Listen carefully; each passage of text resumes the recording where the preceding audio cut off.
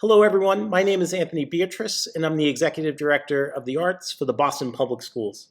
I am so excited to be joining you today for the Music Ed Tech Conference, and I want to give a big shout out to Music First for sponsoring this event, which is just so timely and totally needed. As Bob Morrison says, don't change the what, change the how. I hope today that I will give you a few different hows to think about that you may want to use in your own classroom.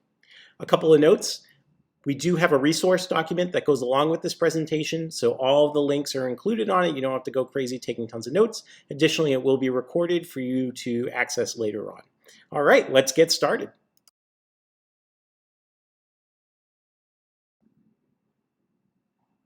Today's agenda. We're going to go over music exploration activities online. We're going to dig into Chrome experiments. We're going to create music to film on Noteflight. We're going to create music to video games using Noteflight and Soundtrap and import those into Scratch. And then we're going to have a brief discussion about MIDI keyboards, which I really think are going to be what we're going to utilize a lot this coming year, especially now that we're one-to-one. So let's get started.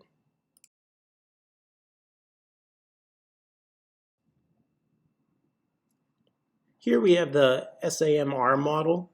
This is a great way to look at how we utilize technology. Traditionally, we think about using tech in the classroom, either as a substitution or to augment things that we're already doing.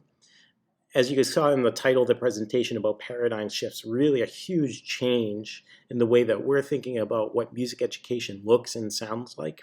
That's where we're at right now. So we're modifying, we're redefining, we're transforming the experiences that the students will have. And that redefinition, I really want to bring into light what we're going to be doing, which is creating music to film on Noteflight. I mean, this is stuff that you couldn't do years ago. And then on Scratch, making music on other websites and then importing it into a coding software. These are beautiful things and totally engaging, especially as we make our way up the SAMR model.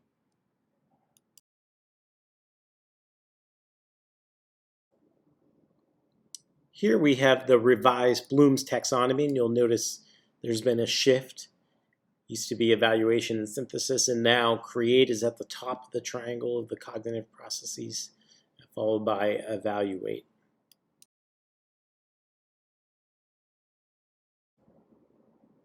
And I prefer this version of Bloom's taxonomy that was created by Kathy Schrock. And as you can see, we have gears. So remembering, understanding, applying, analyzing, evaluating, all around the same size. But that creating gear is the biggest one. And none of the gears are going to turn unless that creating gear is moving, right? And for me, I'm thinking, what does creation look like in the music classroom? And I truly believe that's in music composition and improvising. And these tasks that we're doing and activities focused on connecting music to film and music to video games. And I've seen it. Students definitely are involved and interested and engaged in these types of project-based learning opportunities.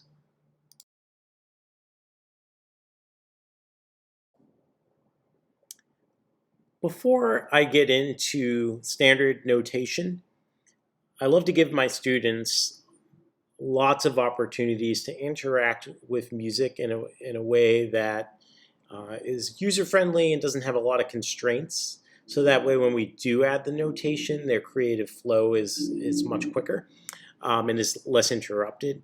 And I'm going to share with you first some of the Chrome experiments that are connected with music. And a lot of you may think like the Chrome Music Lab, but you may not know that's just one of many experiments where people are posting projects that they've created open source with different coding. And so the first few that we'll see are using facial expressions in the camera on the computer and the movement of your face and how that interacts with sound.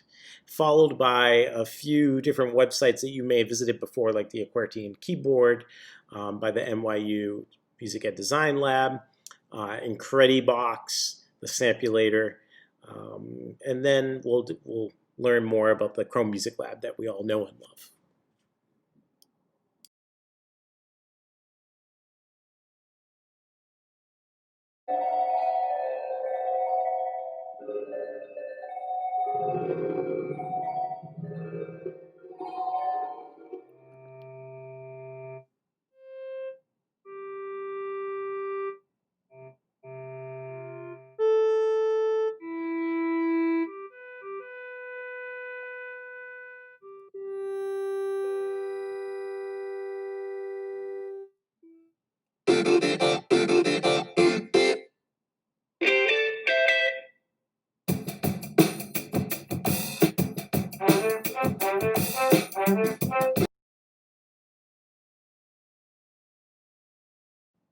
Now we're going to take a look at some other resources online that students can access to play in a very explorative mode.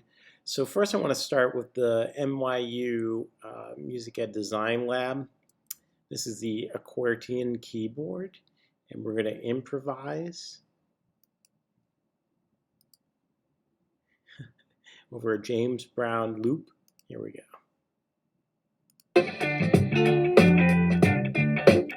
So I'm just clicking on my piano keyboard.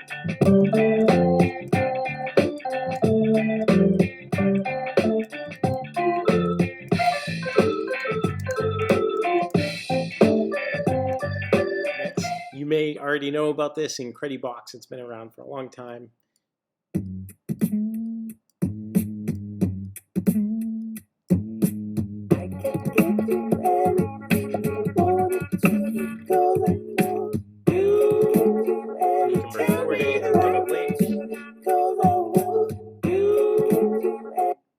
Next is Super Looper.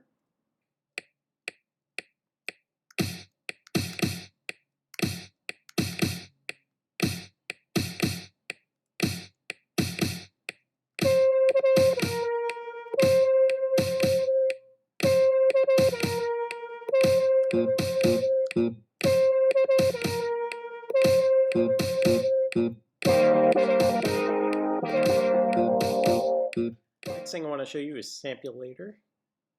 So here in my keyboard that goes with the computer. Play around with the different sounds. Yeah. Yeah. Then I can hit the record button.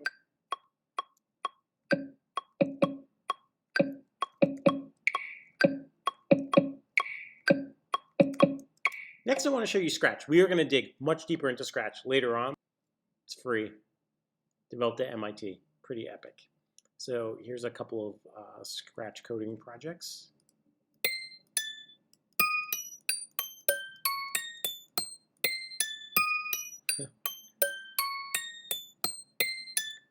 Here's another one.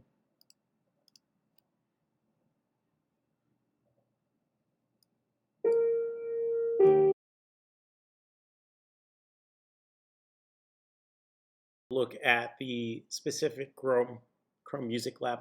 So on the left here, we have Songmaker, followed by Rhythm, Spectrogram, Chords, and a few other ones. There's Kandinsky, where you can draw. This one's pretty epic.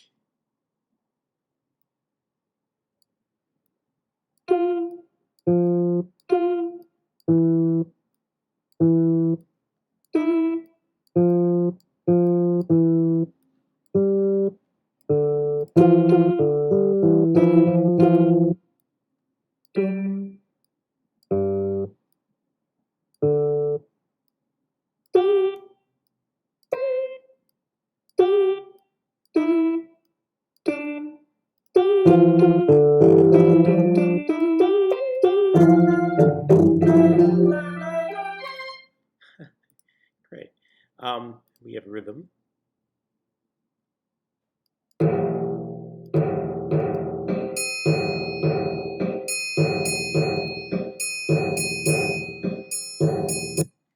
And there's a few others, but the Songmaker is the one I want to focus on right now. So we were talking about exploring earlier with a lot of parameters.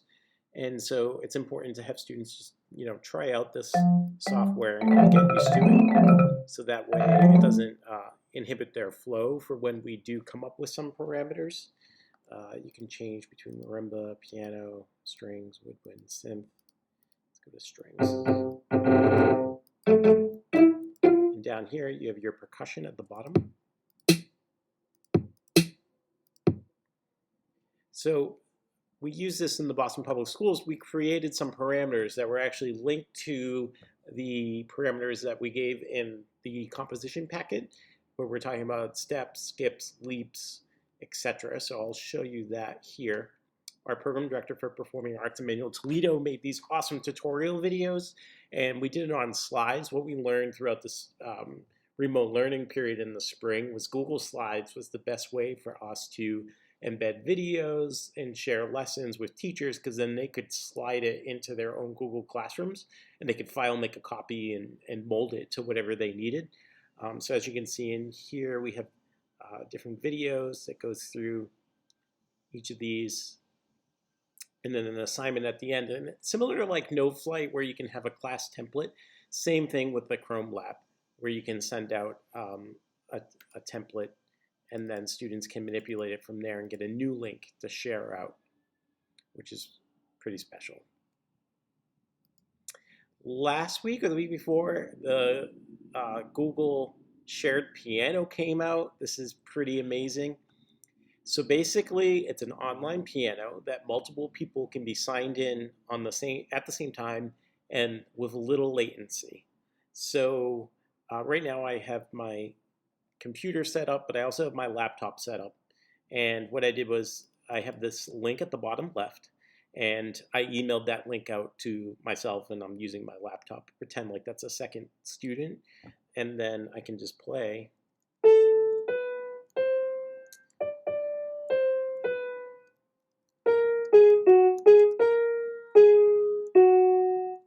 So that's one of the computers. I'm going to jump to this other computer, and now I'll put them both together.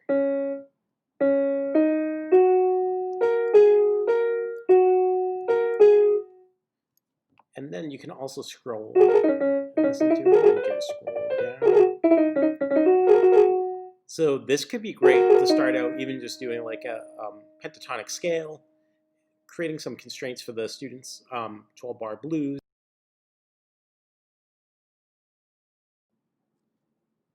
After we've engaged with activities for students to explore different music composition elements, now we're going to bring the parameters in a little bit, and I've made this composition packet that goes over skips, steps, leaps, repetition, variation, sequence, augmentation, diminution, retrograde, extension, truncation.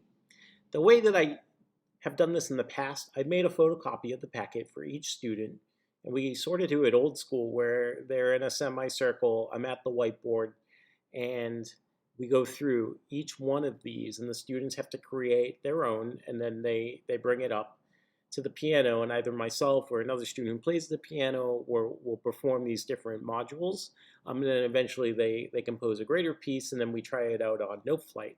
And if they play instruments, we'll have students play each other's compositions. So this is sort of my very first step into utilizing notation.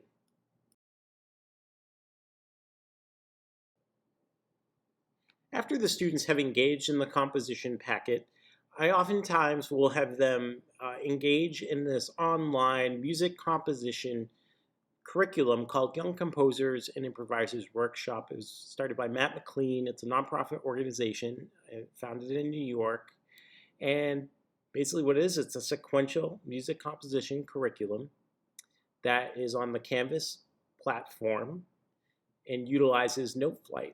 And students learn key concepts, and then they have to complete composition modules for each concept. And then in the end, they are able to compose a piece with 4 or 5 instruments in ABA form, and within the piece are dynamics, articulations, and the cool part is that composers, part of this network, interact with your students and give feedback. And then the students may make changes, and then the mentors will come back and listen to it a second time.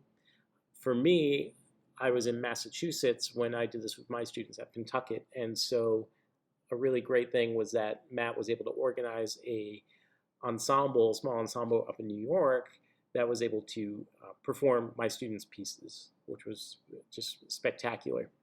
So before I engaged in music to film. We first did the packet that I spoke about, and then I had the students go through the YCIW curriculum. I actually use this curriculum not only in my music composition classes, but also in my concert band course and percussion ensemble course. I really, I mean, I looked at a lot of the music composition curriculum that was out there, and this is by far the best, and it's really tailored for students. I would say in grades 3 through 12. I've used it for multiple grade levels, and that's yciw.net is the website.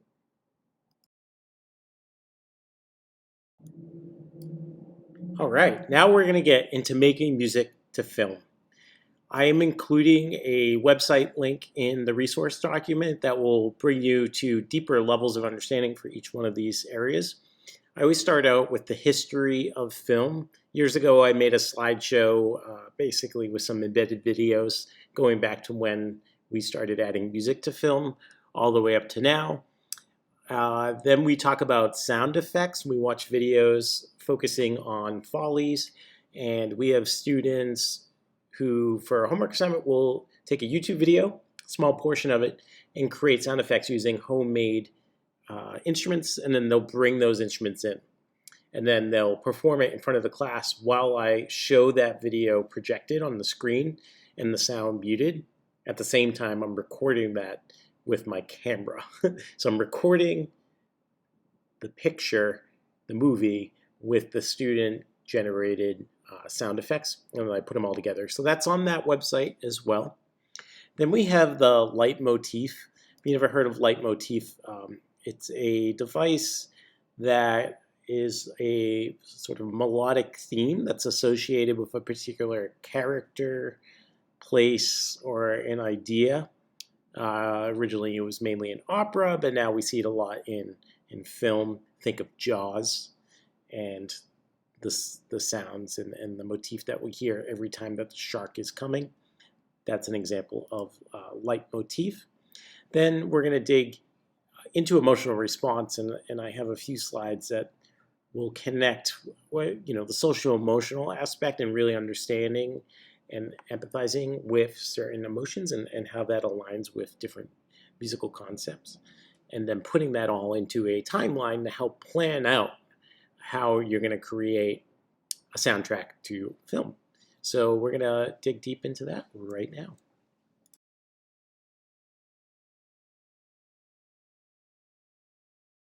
I want to spend a moment and just connect with SEL in the arts, social emotional learning.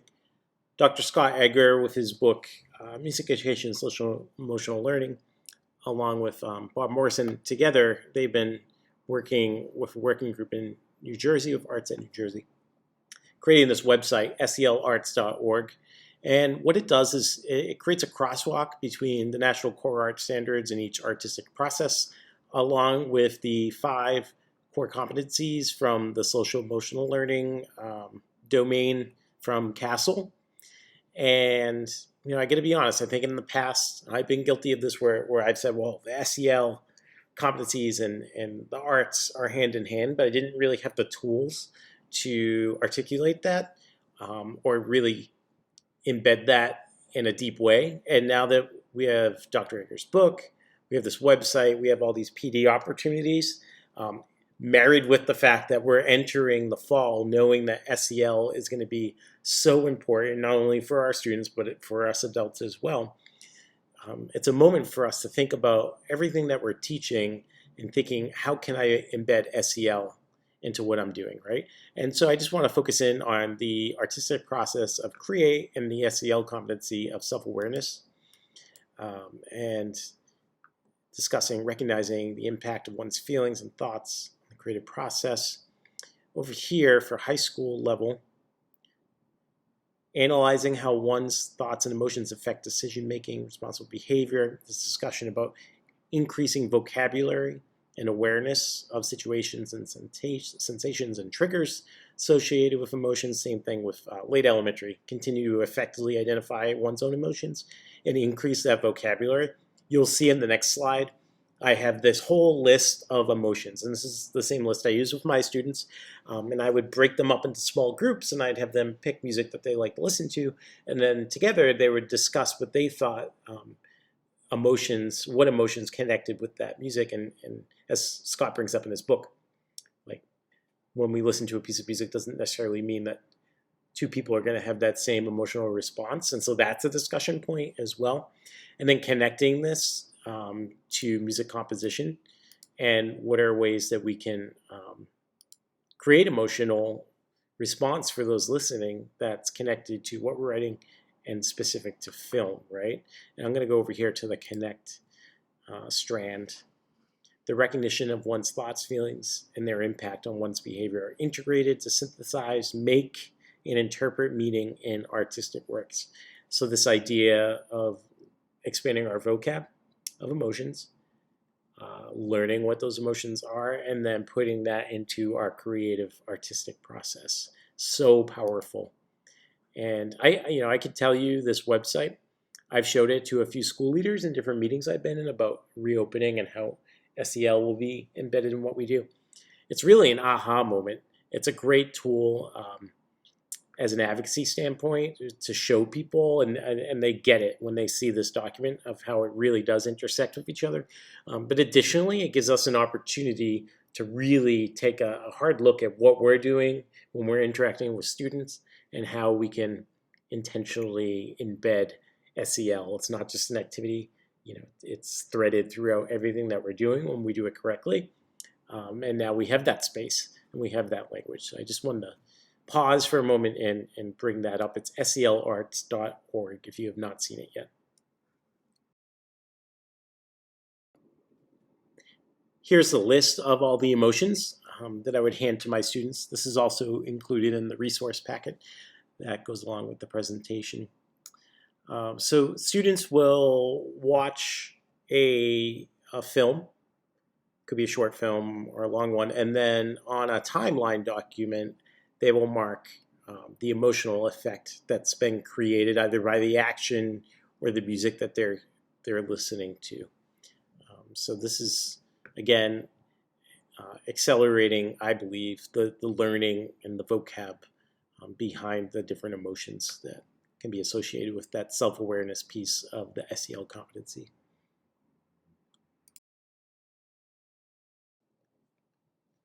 Here we have an example of a timeline for a film made by a student. So you'll notice that we have sound effects in purple. So look at the end, we have door slam, squeal, whoosh, opens paperclip. And then we also have emotional responses in red: flowing, warm, and welcoming opening, menacing, fanfarish, happy music, flowing, quiet, relieved. And then the last part you'll see in here is that we actually have time markers. So every time there's a change or an introduction to any of these elements, the time is noted. So next we're going to watch and listen to a few student examples, and then we're going to dig deep into Noteflight and learn how to sync music to YouTube videos.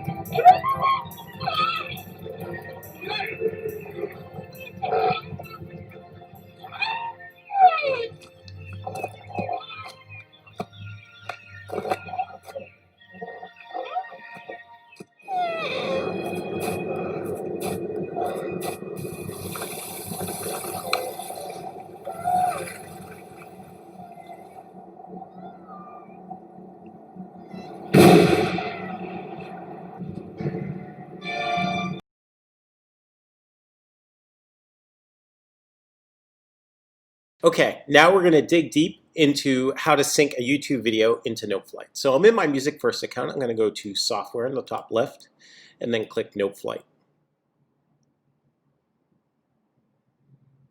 Okay, so now on the top left of the screen, I'm going to select Create, the plus sign.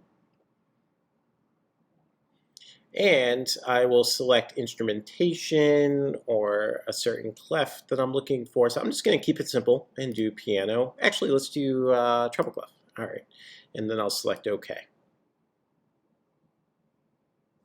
All right, now to get my YouTube video to show up on the Noteflight screen, I'm going to go to the top left-hand corner, and you'll see these three lines. I'm going to select that, and now I have all my menu options. I'm going to go to Score, scroll to the right, scroll down to Sync Audio.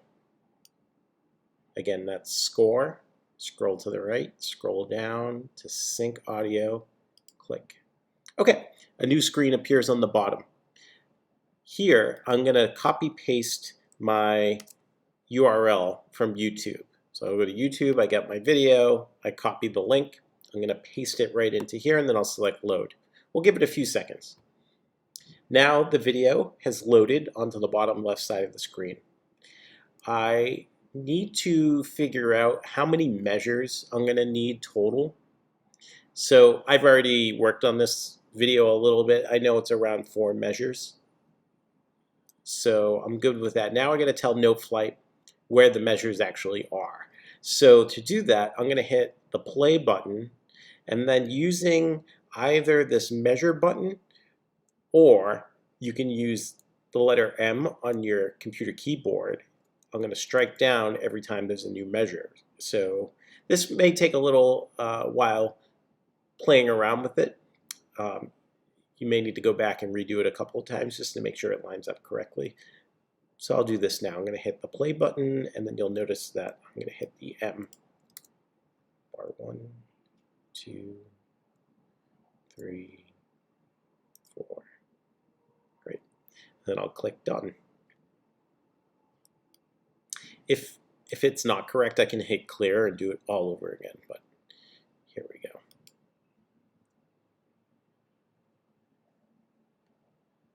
Great. Now I need to talk to Noteflight and have a discussion about what sound we're going to be using. Is it the YouTube video sound, or is it the sound coming out of the Noteflight file? So I'm going to go to Score. Sorry, on the top left, click the 3 lines again and go to Sound, and then Mixer. Okay. Now we are going to select Piano and deselect YouTube. Saying I've made changes, and that's fine. Okay. Now I can start composing. So I'm just going to do this in the key of C. All right, let's see what it looks like. And if I want to make it so the video is on top of the Noteflight file, I can click these 2 arrows. All right, let's see what it looks like. Cool. All right.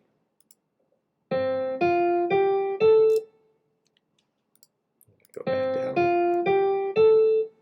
Hit the stop button. Okay, now I'm going to keep creating. And I've already made one, so I'm just going to pop to it right on the other screen. Here we go. See what my final result is.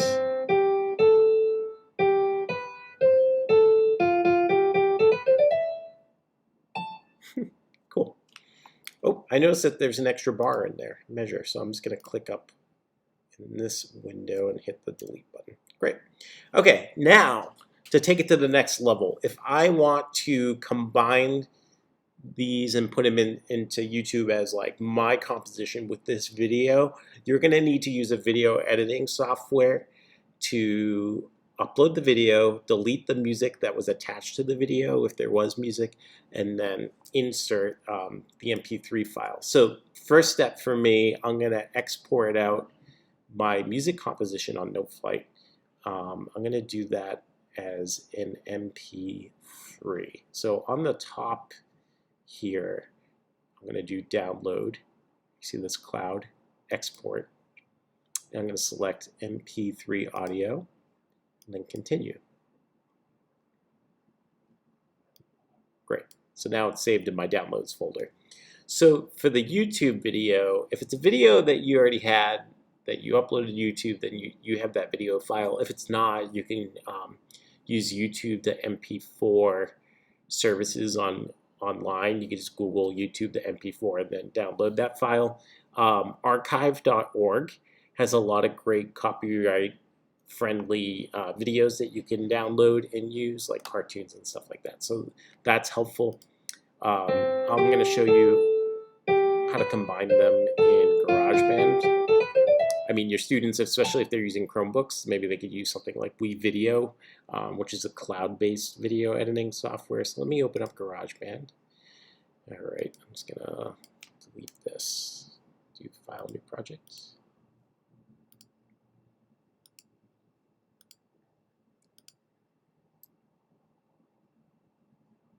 Okay, so I'm in GarageBand. I'm just gonna pick voice, choose. All right, so in GarageBand, let me get rid of these files. Great. I'm going to take my video and drag it into GarageBand. Notice this is my sound file. I'm going to get rid of that. This is the sound, like if you go to the YouTube video, that's the sound that was there. And now I'm going to add my MP3 file from my project. Let's see, here we go. Drag that under. Great, and then we can hit the play button.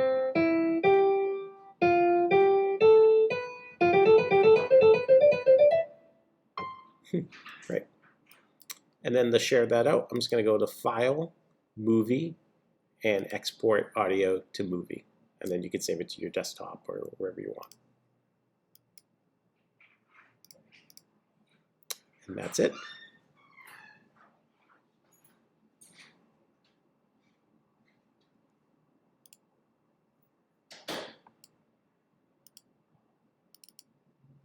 Here it is, all combined, ready to go, one file.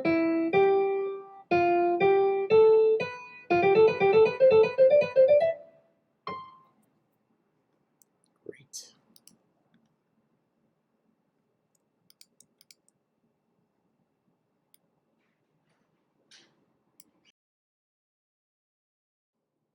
I am really excited to now show you how we can integrate digital audio workstations or Noteflight music compositions with Scratch.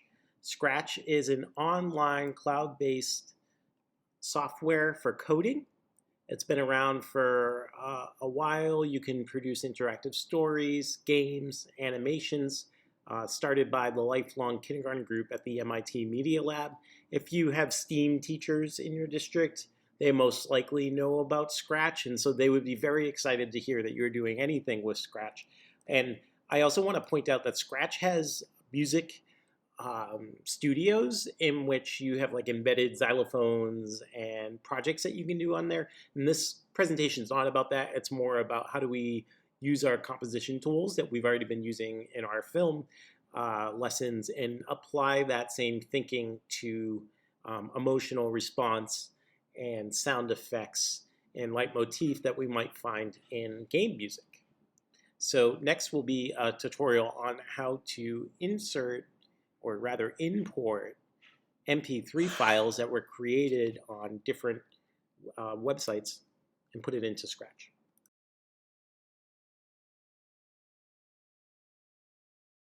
We're going to dig deep into Scratch.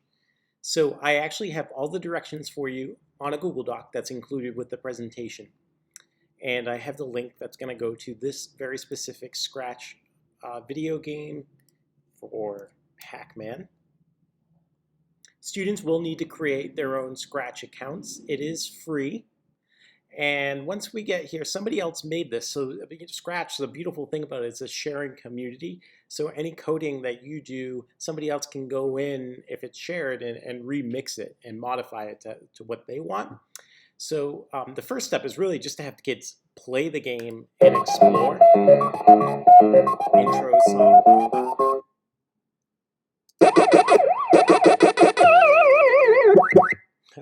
So there's lots of different music that's happening in here. So next step for me, I'm going to hit the remix button, and this is going to save a copy of the coding into my account, and now I own this remix of it. But it always will tell you who made the original, which is great. Okay, so on the left-hand side, you'll see there's different coding colors: motion, looks, sound, events, control, etc. We're going to focus in on sound. And you can take a look at all this coding. So like when the green flag is clicked, that's kind of when the game starts, right? And then all these different variables happen. And we're going to be looking specifically for this light purple where it says play sound, right? And we're going to replace this intro music with music that we're going to compose. So if I'm in Noteflight, I'm going to make a new intro song. Just to speed this up, I'm using the same song I used earlier for the Milk film. I'll play it once.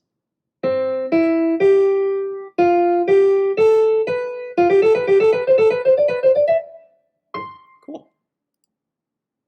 All right, so I'm gonna go to Score and export that as an MP3 file,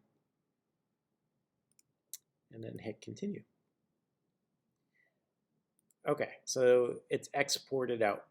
Now I'm going to go into my Pac-Man.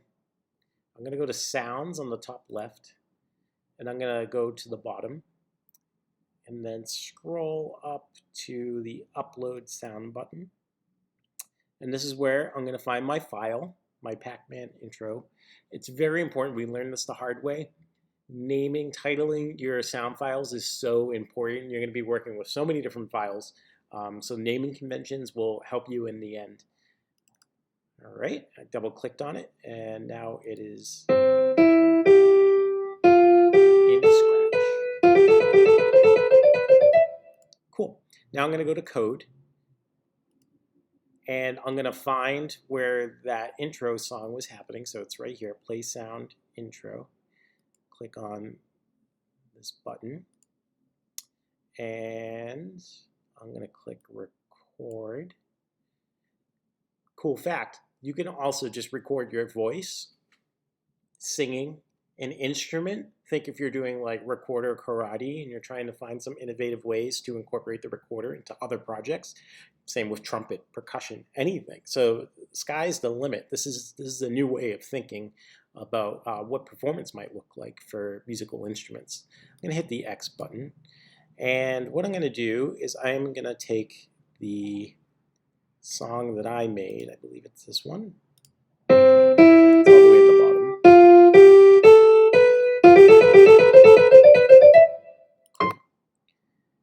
And I'm just going to drag that to the top.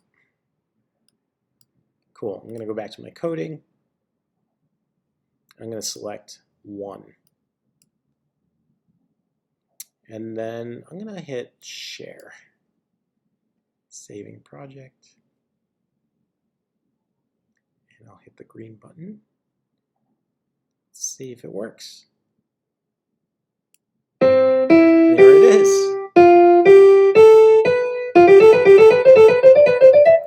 So students would create the music for each action, each event, and I've mapped it out here, everything that's going to happen in this game. If it's a game that they choose, they're going to want to create another map or a timeline. Additionally, you may want the kids to come up with their own game. I've learned the hard way, having them do their own game and make their own music is a lot at first. You want to make this a very, very small and easy project to start out. And then after they get a grasp of all of this, then allow them to make a game. You'll notice that students will take a very long time to make a game because they just want it to be so good. But then that takes away from the time that we want them spending on music composition as well. And then this can be shared out and you can get a link. It's pretty awesome. I'm going to show you now if I were to do that in Soundtrap. I've made a quick intro.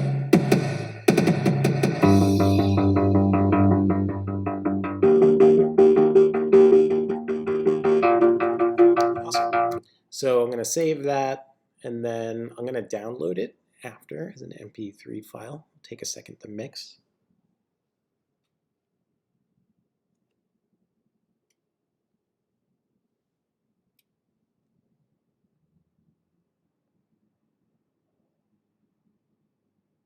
While we're waiting for it to mix, I do want to bring something up. When I'm using something like BandLab, GarageBand, Soundtrap, Soundation, I want students to get a much better understanding of what loops are available. And so what I have them do oftentimes is create a spreadsheet where they go through as many loops as they can, and then they label it with the loop name, what emotional response. Keep going back to that emotional response document, the length, any other details that they want to include. This is very important because I noticed students sometimes would struggle to find the right loop that they were looking for to match the emotional response in the film or in the video game. And if they do this work beforehand, like if you just give them a period just to go through the software and play around with everything and then put it down on here, it's much easier for them. Like if they want to pick something that's thrilling, let's say that's a word that was specific to what they were looking for, they could do a Control F within the spreadsheet and find whatever loops they designated for that and use that quicker. And so what that does is it creates a much better workflow, and they can remember what they were working on before. Because if you can easily spend way too much time, like losing time, going through all the loops. So it's better to do that on the back end. All right, I'm going back to Pac-Man and Soundtrap. I'm going to hit the download button. All right, it's downloading. And then same thing, I'm going to go see inside. And I'm going to go to sounds. I'm going to go to the bottom left, click the upload button. This it's saved as a WAV file. Okay, let's see what it sounds like. That's so good. Okay, great. So, and it's labeled 2. That's what we can see on the file name. So I'm going to go to code. And I'm going to change the intro song. Remember, it's light purple. Great. I'm going to change it to 2. Let's see it work. Ah. Sorry, it's exciting every single time. And that's pretty much it.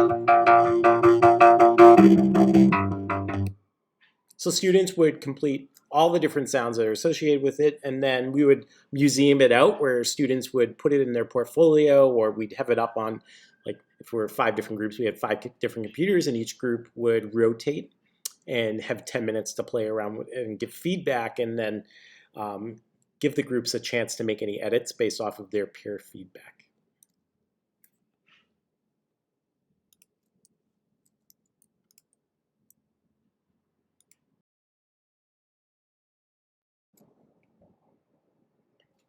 I am really excited about what the MIDI keyboard could do for us this year. MIDI keyboards have been around for a while. I've never really utilized them, and then I've been investigating the past few months, and I really think it's going to be a game changer for us, and here's why. First of all, now more than ever before in the entire country, more students are going to be one-to-one. I can tell you in the BPS, now I think we sent out over 30,000 Chromebooks to students. So we never had that ability before, even when we were using Noteflight and Soundtrap, to have it expanded to the entire student body. And now that we can use a keyboard that plugs into it, all the better. Secondly, I want to bring up that it works in the hybrid model. So if you're in school, and the new reality for a lot of us is that we're going to be on carts, right? Going into pods of classrooms, and the class size might be 10, 15 students. You're not going to fit that many Orff instruments on a cart, whereas these MIDI keyboards will fit perfectly. There's 25 key, 32, 35 key that you could get. Additionally, they're pretty low in cost. $35, $39 for the one on the bottom on the slide. The iRig 25 key, that's $50 on guitarcenter.com. Thinking about this, you can treat them like you would a saxophone or a trumpet or a violin and have students sign them out and bring them home. We tried this last year, a few of our piano labs. We purchased some keyboards for students to sign out. like they would a band or string instrument. And it worked out really great. They were practicing at home with headphones. I mean, it worked really well. And they got private lessons and they were able to deepen their artistry. So why deny them that experience, right? Additionally, you can get these on Donors Choose, specifically this $39 one on the bottom right. That is one of the models that you can get through the Donors Choose connection. Some recommendations I have for you. Definitely purchase some models and try them out on an actual student device. I cannot tell you how important this was. For me, I purchased 5 different models, and our awesome technology department in BPS lent me a brand new student Chromebook.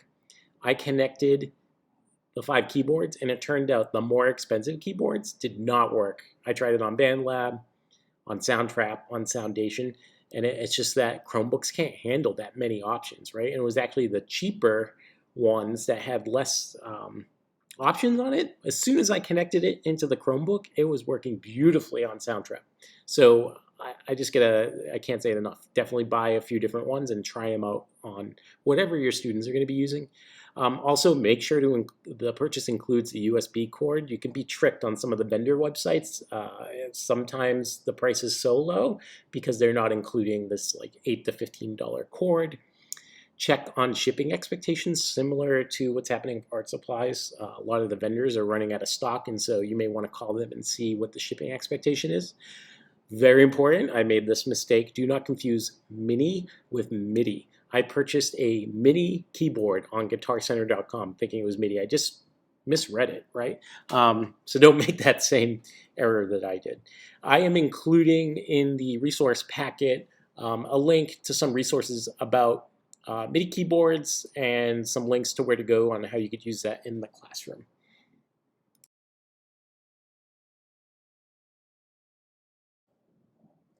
I want to thank you and thank Music First for having me give this presentation today. I hope that you found some of these resources to be helpful and useful and something that you can use day one, starting in just a few weeks. Please take a look at the resource document that goes along with the presentation, and definitely give a shout out if you do any of these projects. I would love to hear and to see how you were able to mold and make it work for you, some of these resources that are out there. And we are definitely, especially at this point, a sharing community. I've never seen so much collaboration in pedagogy for music education as I have right now, especially with all the Facebook groups and everyone's doing Zoom meetings and sharing. And it's just, if there's any bright spot in all of this, it's that. And so I wish you the best for the fall. Thank you.